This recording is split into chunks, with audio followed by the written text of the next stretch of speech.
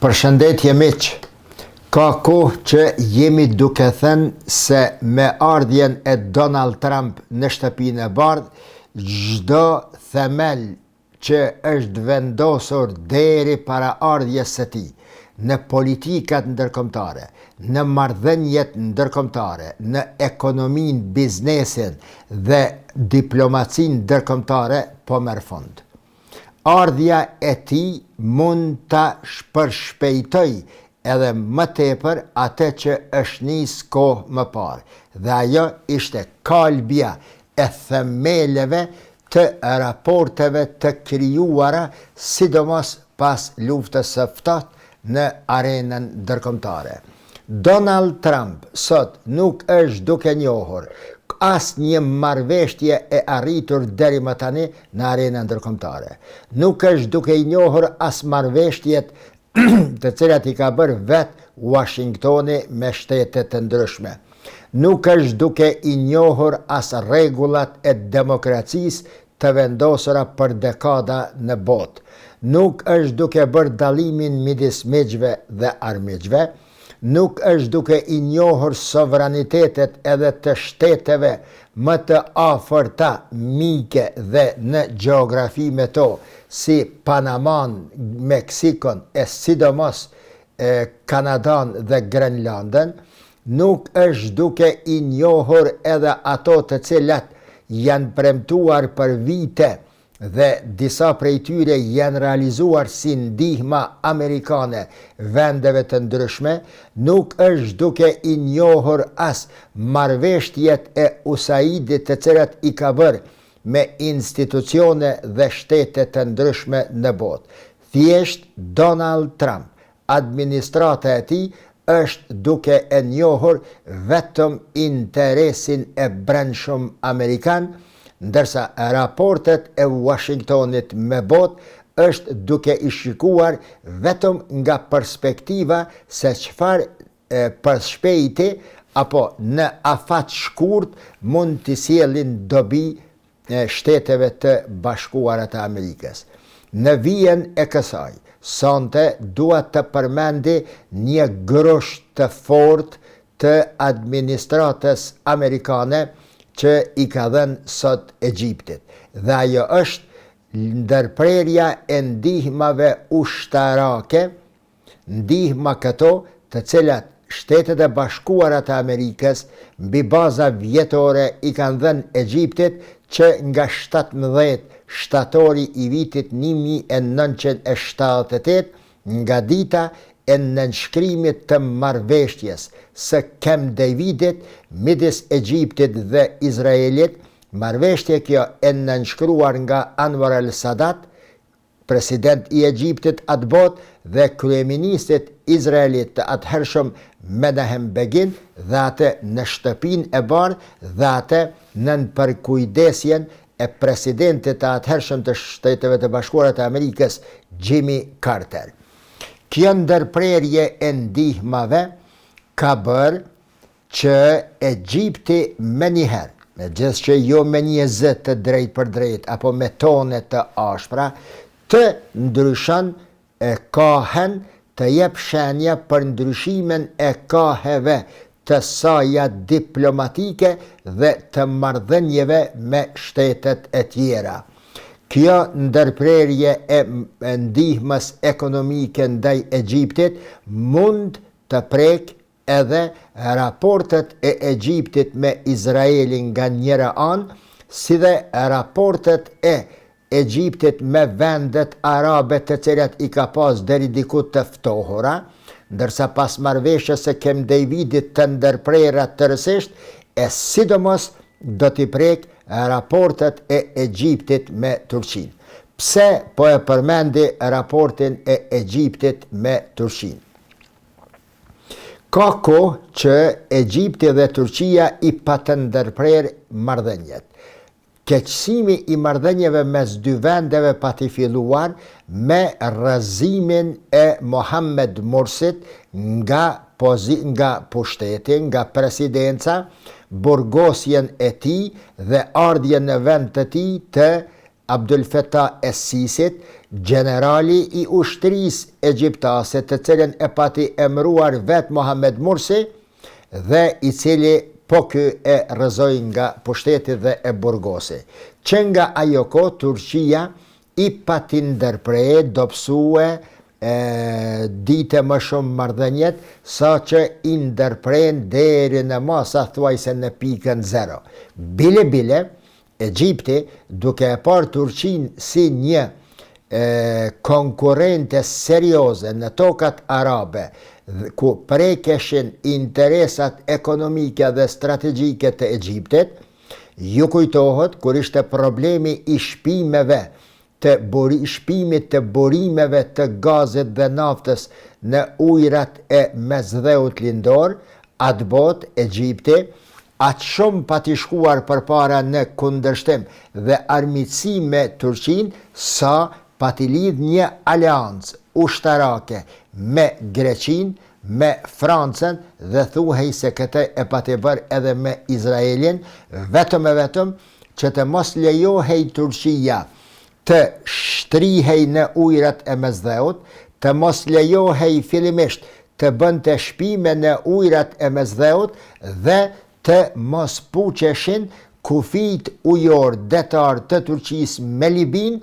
shtet me të cilin Turqia u pati afruar deri në atë pikë sa Tripoli zyrtar i pati thënë Ankaras se burimet e naftës i kemi të përbashkëta,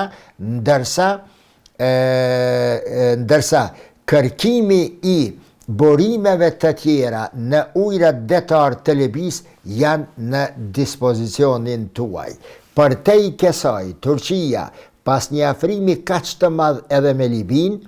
duke ecur përpara në shtrirjen e ndikimit të vet, lidhi marrëveshje edhe me Somalin, pastaj me Etiopin, ku Egjipti u pati nevrikosur deri në pikën e vlimit. Përse? Sepse Egjipti kundërshton të vazhdimisht dhe ende vazhdon të kundërshtoj ndërtimin e digës më të madhe në botë mbi lumin Nil në territorin e Etiopis, me arsyetimin se kjo po prek interesat ekonomike, sidomos në bujqësi të Egjiptit, sepse pakohet numri i Nilit. Të gjitha këto shtrirje të ndikimit të Turqisë, Egjiptin e pengonin dhe erdhi momenti i shkëputjes të gjitha raporteve. Ndërprerja e ndihmave të Amerikës ndaj Egjiptit, ndihmave ushtarake, e nesër mund të pasoj edhe diçka më shumë, është një shenjë signifikante e theksuar në dy drejtime. Një, se Donald Trump po vazhdon rrugën e tij të mosnjohjes së asnjë marrëveshjeje që është bërë midis Egjiptit dhe midis Washingtonit dhe ndonjë shteti tjetër, e as dëshiron ti një rregullat, konditat, ligjet dhe marrëveshjet të cilat janë bërë në arenën ndërkombëtare. Për ta kuptuar edhe më mirë rrezikun e prishjes së raporteve midis Egjiptit dhe Amerikës, këto dua të përmendi në pika të shkurtëra rëndësinë e marrëveshjes së Camp Davidit, të cilën e bën Egjipti me Izraelin në shtëpinë e bardhë, siç thash pak më parë, marrëveshje kjo e cila e pati ndryshuar historinë e lindjes së mesme 100%. E dini fare mirë se Izraeli ka zhvilluar 3 luftra të mëdha me arabët. Në ato 3 luftra ka qenë i kyçur edhe Egjipti, Siria, Libani, Jordania dhe Iraku, të financuar edhe mbështetura nga shtetet arabe, e pas tyre shumë herë ka qëndruar edhe ish Bashkimi Sovjetik. Izraeli pati ardhë në atë pikë sa konsiderohej se më nuk do të mund të vazhdoj jetën në mesin e arabëve. Erdhi dita e 20 janarit të vitit 1977, kur Jimmy Carter, pasi erdhi në shtëpinë e bardhë, e filloi iniciativën e tij për të shpëtuar Izraelin dhe për të arritur një marrëveshje me Egjiptin, e cila rezulton në 17 shtator të vitit 1978. Kjo marrëveshje i jep mundësi Tel Avivit, Egjiptit, Tel Avivit dhe Izraelit të marrë frymë lirisht. Marrëveshja e arritur e atij viti vije si fitore mbi 3 luftra shkatërrimtare të cilat u patën bërë midis Izraelit dhe vendeve arabe nga njëra anë dhe Izraelit me Egjiptin në anën tjetër. Për këtë arsye, marrëveshja e Camp Davidit ishte e përbërë nga 2 korniza. E para ishte korniza për paqë në lindjen e mesme, sepse kishte të bëjë me gjithë arabët që ishin kundër Izraelit, dhe korniza e dytë në lidhje me paqen midis Egjiptit dhe Izraelit. Marrëveshja e Camp Davidit hyn në fuqi me 8 prill të vitit 1980. Duke mos dasht të shpjegoj këto në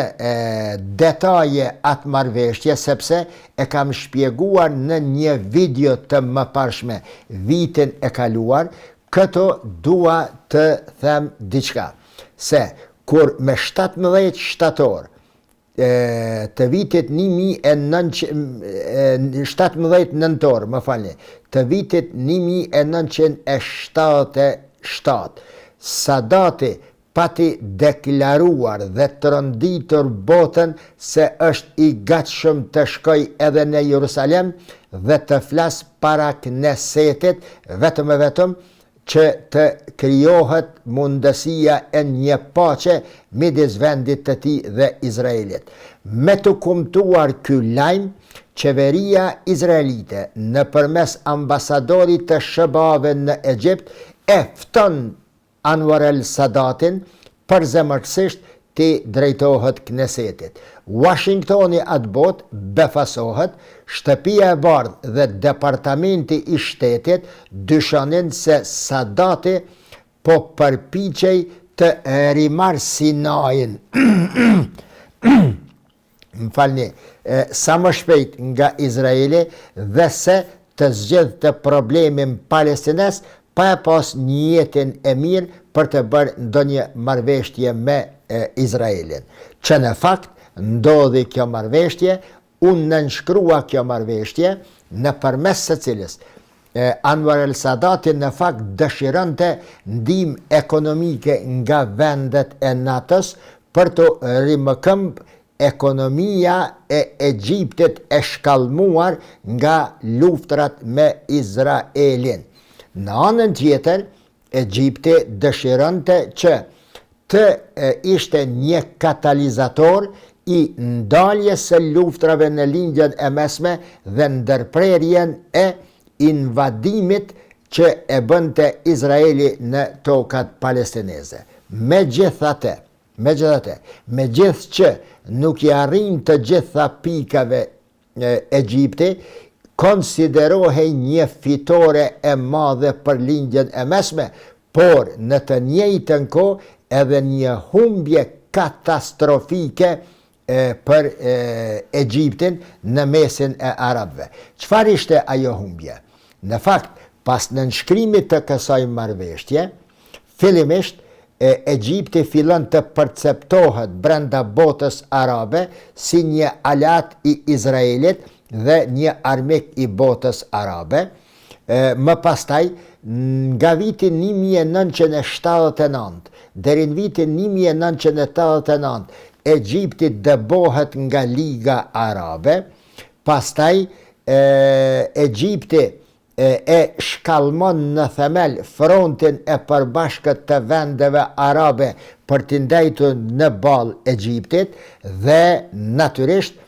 i ndërpret të gjitha raportet me Saddam Husseinin e Irakut dhe me Anwar el-Sadatin e Siris. Në të njëjtën kohë prishet edhe me Jordanin. Si dëm shpërblim apo shpërblim për këto të cilat i arriti Egjipti në raport me Izraelin dhe i pësoi në raport me vendet arabe këto humbje, Shtetet e Bashkuara të Amerikës, që nga vitin 1980 deri ditën e sotme kur unë po e mbaj këtë video, i ka ndihmuar mbi baza vjetore prej 3.5 miliard dolar deri në 10 miliard dolar ushtrisë dhe ekonomisë egjiptiane. Ndërprerja e këtyre ndihmave tani don të thot mos njohje e gjithë asaj që është arritur midis Egjiptit dhe Izraelit. Kështu, Shtëpia e Bardhë sot ka bërë me dije se edhe pas bisedimeve të cilat janë zhvilluar ditëve të fundit midis delegacioneve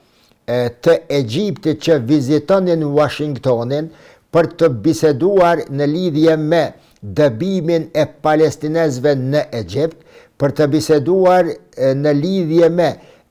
vazhdimin e raporteve të deritanishme me Egjiptin, me Izraelin dhe çështje të tilla, në fund shihet se mësohet se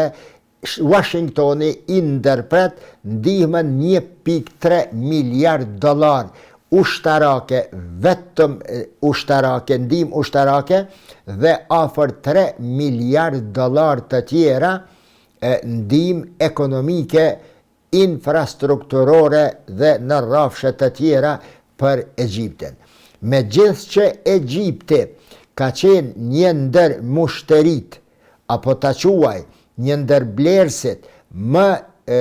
të besueshëm të Shteteve të Bashkuara të Amerikës, i cili vetëm në vitin 2024 ka ble armatim nga Amerika 5.35 miliard dolar, ndërsa vetëm në këta 2 muajt e vitit 2025 ka bler 929 milion dolar armë nga Amerika. Me gjithë këto transaksione dhe blerje e shitje e dhënje,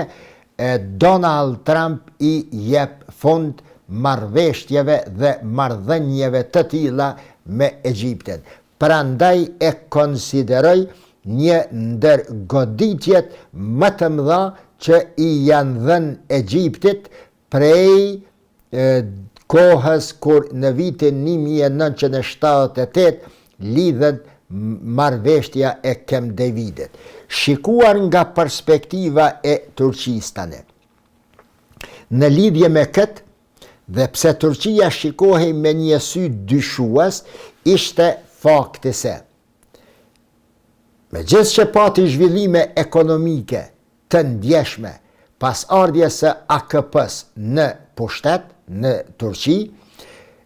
po përmendi këto disa fakte mahnice të cilat kanë të bëjnë me zhvillimin fantastik, spektakolar të Turqisë deri në atë pikë sa i bën të tendosen të them, mos të them frigohen, edhe vendet mike të cilat në një mënyrë apo tjetrën pritnin ndihma dhe mbështetje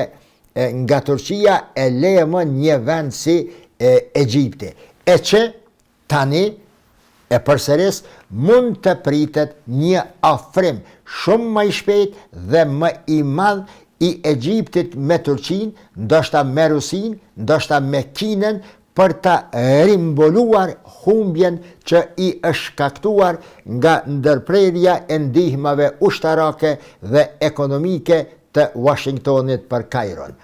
Turqia pra, që nga viti 2016 e deri në vitin 2024 është balafaquar me probleme, shpenzime, shtrirje si asnjë shtet i botës. Në vitin 2016 e pati groshtetin, pastaj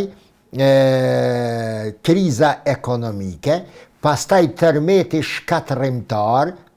që e kthejmë brapa për 265 miliard dollar, e të cilat i ka rimboluar thuajse të gjitha dhe i ka rindërtuar atë fshatra dhe ata qytete. Pati pastaj operacionin Kalkan, i cili i dha fund përfundimisht qëndresës së PKK-s në veri të Irakut, një luftë e përgjakshme ka qenë 3 mujore, pastaj operacionet e Turqisë në Katar, pastaj operacionet e Turqisë në Libi, pastaj shpimet të cilat i bërë në Mesdhe, pastaj shtrirja e ndikimit të saj dhe investimet e saj në vendet e Afrikës, e sidomos lufta e Azerbejxhanit e cila kryekpot ishte mbështetur nga Turqia.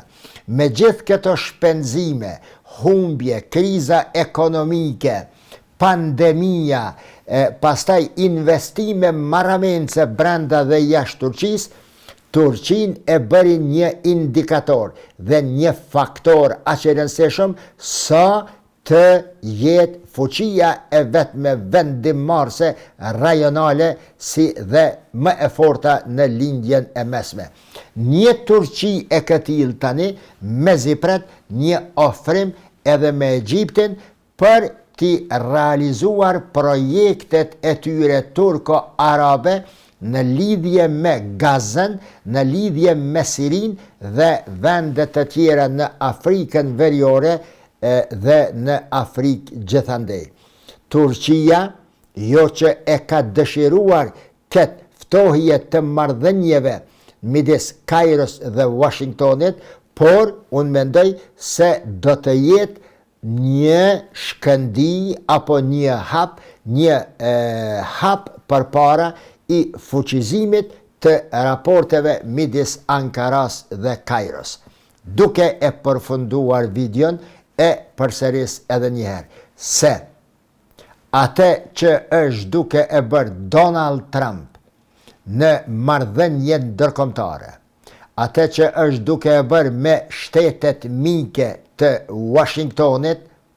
atë që është duke dashur ta implementoj, duke u nisur nga kanali i Panamas, Meksiko dhe